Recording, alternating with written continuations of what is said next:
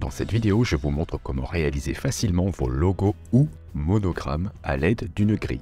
Cette grille vous permettra de facilement les placer dans un triangle ou dans un losange.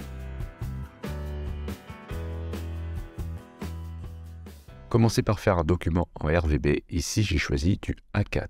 Je vais maintenant faire un triangle avec l'outil polygone. Utilisez les flèches directionnelles haut et bas pour ajouter ou réduire le nombre de côtés. Maintenez majuscule pour que ce soit bien droit. Ajoutez une couleur de fond et supprimez la couleur de contour.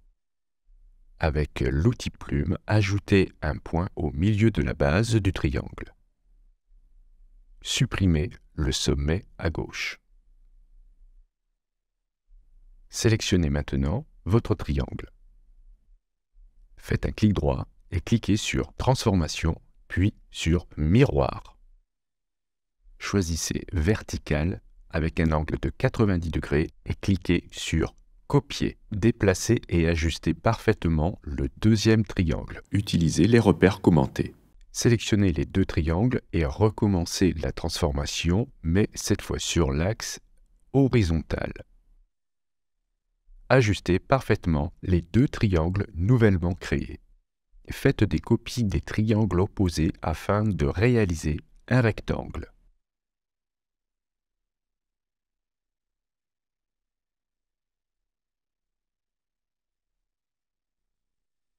Avec l'affichage contour, vérifiez que tout est parfaitement bien ajusté.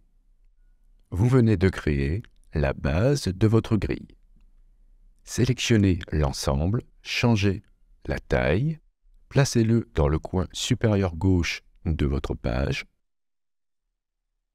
Déplacez l'ensemble en maintenant les touches Alt et majuscule pour faire une seule copie bien ajustée et utilisez ensuite le raccourci CTRL-D ou Commande-D pour répéter la transformation. Sélectionnez l'ensemble et répétez l'opération verticalement cette fois-ci.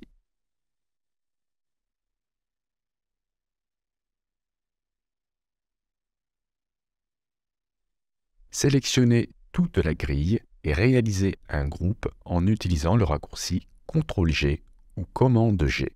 Repassez en mode aperçu et appliquez un faible contour noir sans fond à l'ensemble de la grille.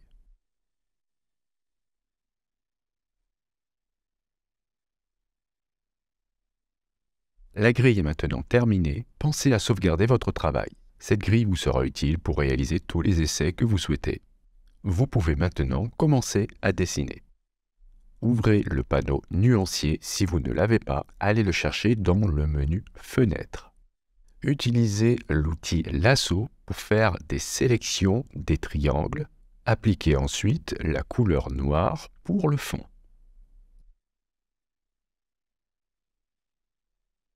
Il est préférable de savoir exactement ce que l'on va dessiner. L'idéal, c'est d'avoir réalisé au préalable un croquis.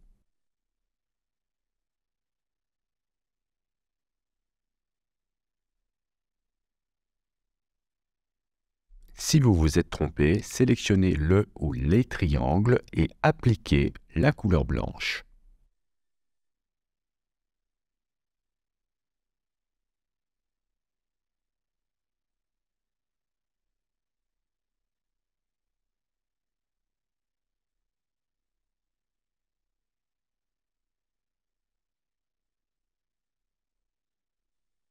Quand vous avez terminé, cliquez avec la baguette magique sur un triangle noir, faites une copie de cette sélection, collez cette copie dans votre plan de travail. Ouvrez maintenant le panneau Pathfinder. Si vous ne l'avez pas, allez le chercher dans le menu Fenêtre. Cliquez sur la première icône. En faisant cela, vous assemblez tous vos triangles. Vérifiez que votre élément est sélectionné. Allez dans le menu Objet, Tracé transparent et cliquez sur Créer. Vous avez maintenant un seul objet. Cette grille vous permettra de réaliser des logos de forme triangulaire ou alors avec une forme de losange. Si vous constatez trop de points, comme c'est le cas pour celui-ci, allez dans le menu Objet, Tracé et cliquez ensuite sur Simplifier.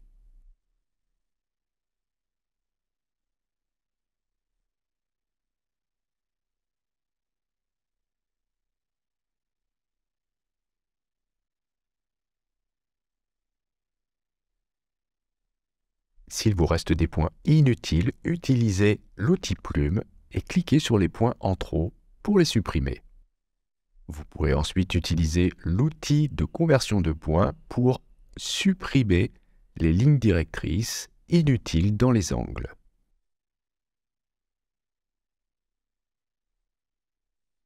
Si vous souhaitez réduire les espacements, vous pouvez augmenter la valeur de contour.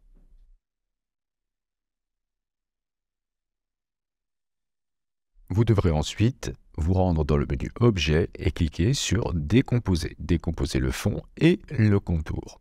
Ensuite, retournez dans le Pathfinder et cliquez sur la première icône pour tout assembler. Vous pouvez aussi arrondir les angles, sélectionnez pour cela l'outil de sélection directe, sélectionnez tous les points d'ancrage et manipuler les widgets d'angle. Vous pouvez ensuite exporter votre travail en allant chercher le panneau Exportation dans le menu Fenêtre. Glissez l'élément dans le panneau, saisissez un nom, choisissez le format SVG, cliquez sur Exporter.